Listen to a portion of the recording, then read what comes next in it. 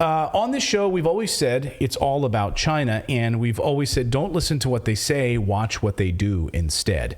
Actions speak louder than words, but when they sync up, both the words and actions, when they're in lockstep, you have a serious problem on our hands, and that's exactly what's happening with China, a country that we've essentially surrounded, encircled right now, with military bases and warships, and announcing new military bases just a few days ago. And thousands of American troops descending on these new military bases. On Tuesday night's State of the Union address, President Biden took direct aim at China, saying he's solely responsible, by the way, for stopping the rise of China. Listen to this laughable moment. Before I came to office, the story was about how the People's Republic of China was increasing its power and America was failing in the world. Not anymore. Yeah. What? I didn't understand that anyway. Like he said, before I came to office, people were talking about how China was taking off and is the new world power. But now that I'm in office, now people aren't talking about that anymore. What planet are we on? Biden single-handedly defeated China's economy. Yeah, apparently. Like Genghis Khan. So, yeah.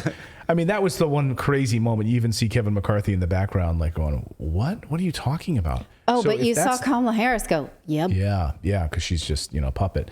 So Biden went on about. I want to get past that, the funny parts of this, but let's get into the meat and potatoes of this. So he repeats that, and I want to get into some of the nuts and bolts of what he says here. Watch. Which, by the way, before we play that, came to office, it's really hard to surmise what he said. I mean, I watched it this morning, like, huh? Because he speaks in so many clauses. He doesn't finish his sentences. He's constantly squinting and making a curmudgeon-y face, like he's pissed off even when he's happy. Yeah. It's really hard to parse out what he means here.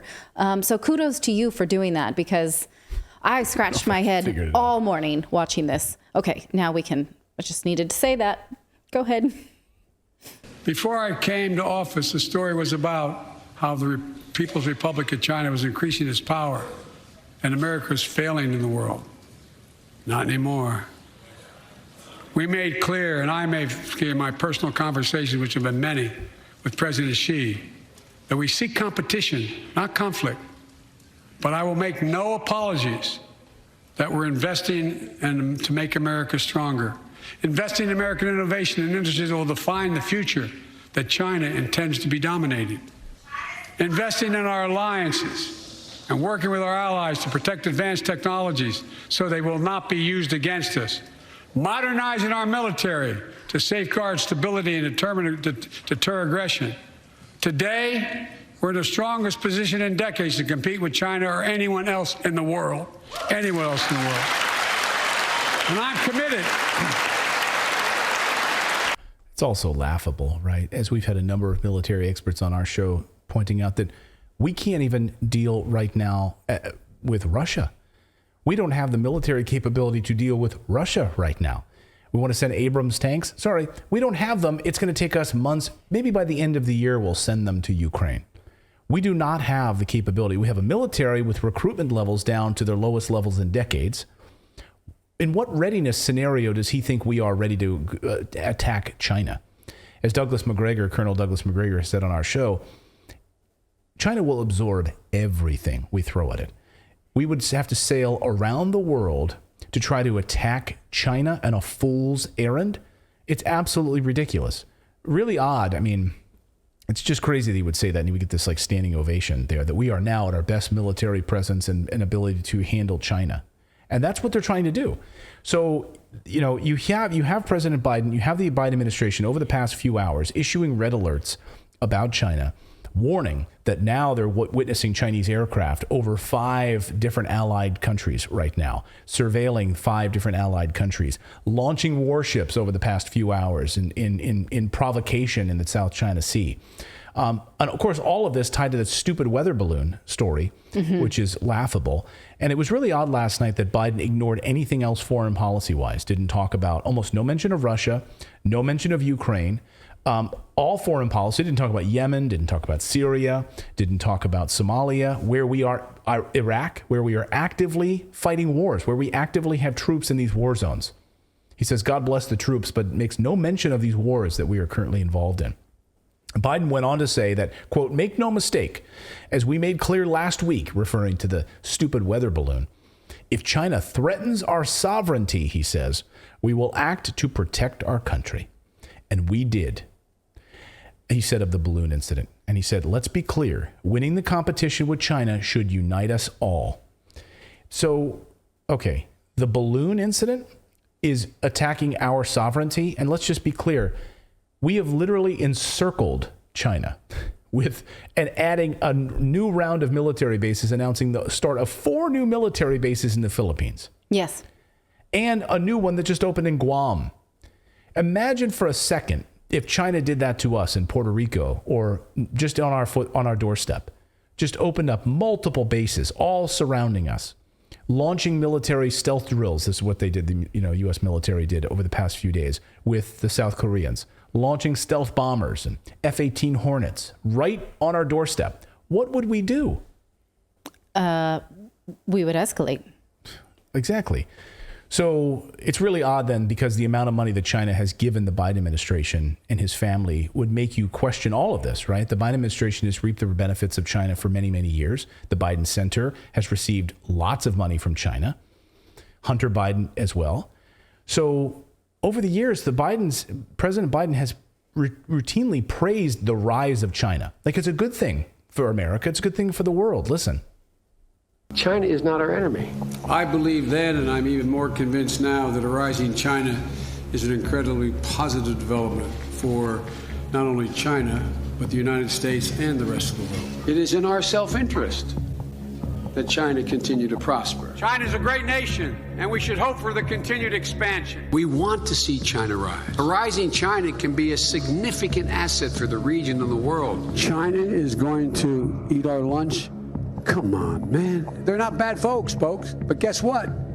They're not a competition for us. China's not our problem. We can help them with some of their problems. China's not a problem. The idea that China is going to eat our lunch is bizarre. And so, what are we worried about? We talk about China as our competitor.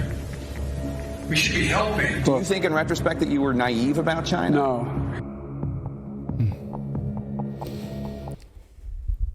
I mean, he did say in this speech, though, but we're willing to, work for progress if there's some economic advantage in Chinese cooperation with America. That will do. We're open for business, but we hate you and we're coming for you unless there's money there, basically. Yeah, it's all a distraction. I mean, all of this weather balloon stuff is a total distraction. Like there's some sort of major threat, right, to the United States, which I think is laughable. It was all a distraction for what the U.S. is currently doing near Taiwan. For instance, in the past week or so, the U.S. and NATO have really started ramping up their anti-China rhetoric through words and actions. Last week, the U.S. launched F-18 Hornets in the South China Sea off the USS Nimitz. They also launched military exercises with the South Koreans using stealth bombers and heavy fighters. And of course, you had Lloyd Austin. You had Lloyd Austin showing up in the Philippines, making these big announcements about these new military bases, and nine military bases, and a new one in Guam just opened that'll hold 5,000 U.S. Marines that will be stationed there. So here's a look at the Philippines. The Philippines grants U.S. greater access to bases in China over China concerns.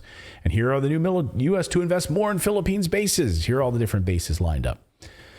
U.S. secures deal on Philippines bases to complete the arc around China. The arc around China.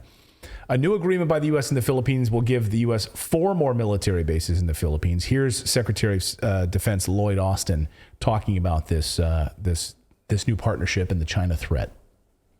We discussed concrete actions to address destabilizing activities in the waters surrounding the Philippines, including the West Philippine Sea. And we remain committed to strengthening our mutual capacities to resist armed attack. To resist armed attack. So when you're on someone's back doorstep, is that an attack? Like you're like literally in their backyard, provoking them. It depends on what state you're in. And all you need is like a little false flag incident, right? All you need is another weather balloon incident for us to escalate and say, see what they just did? Yes. It'll be, and then we had this leaked memo last week from a U.S. four-star general reported in the Washington Post saying that we will be at war with China in 2 years, if not sooner. So that was a U.S. general warning troops that the war with China is possible in 2 years. That was General Michael Millihan, who oversees the Air Force's fleet of transport and refueling aircraft. And he says, basically, this is what we're going to see in 2 years. We'll see a possible war. So get ready. Could be ready to go on this. Okay. So get ready for that. Austin also repeated more propaganda claims in which he accused China of threatening security in the Asia-Pacific hemisphere, which is a total lie, of course, and hides the fact that the United States is the one that has peppered the area with all sorts of provocation, including weapons, bases, with the explicit aim of waging a future war with China.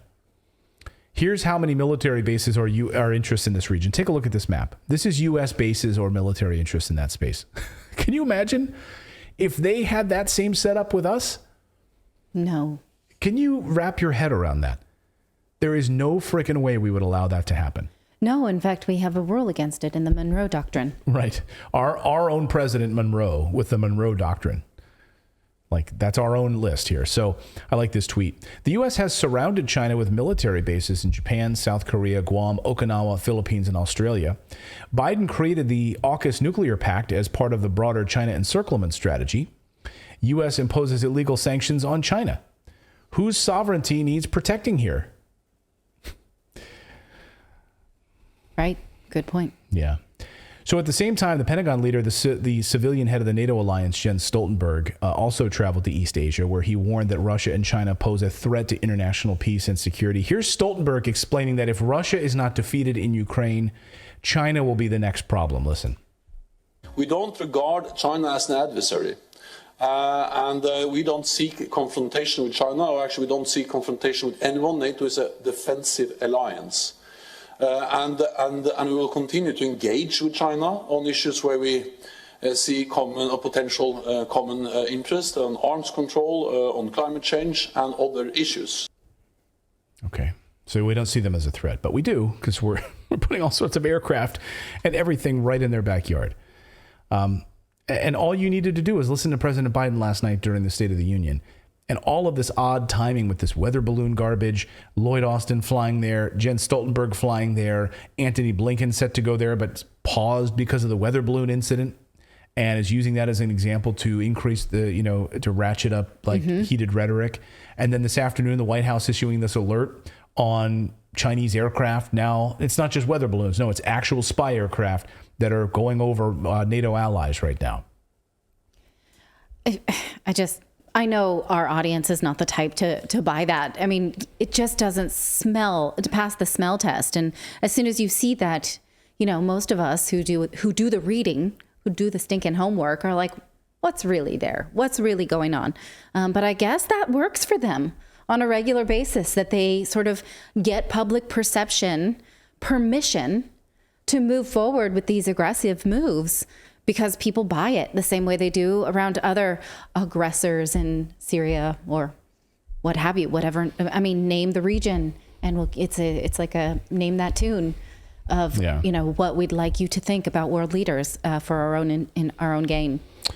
Well, I mean, if it's going to be economic, and that's at the heart of all of this, it just comes down to U.S. dollar hegemony and the power of the U.S. dollar and losing that power. And if we're ceding our power to the Chinese yuan and and oil backed by the yuan, like that's the real story here. Absolutely. And just this morning, I think it was RT that reported that Europe is no longer setting the price of Russian gas. Russia said, we're not going to deal with this and these price caps. And they've turned around and started working more with China. That absolutely is not unrelated. I just spoke in a double negative, but you know what I mean. Thank you so much for watching this segment here at Redacted. We are live every day at 4 p.m. Eastern time, trying to share the stories that the mainstream media will not cover. You should also come over and join our community of Redacted Rebels over at redacted.inc. That's our private locals community where we can share exclusive content that we simply cannot share here on YouTube. Come over and join the rebellion together right now by going to redacted.inc. We'll see you next time.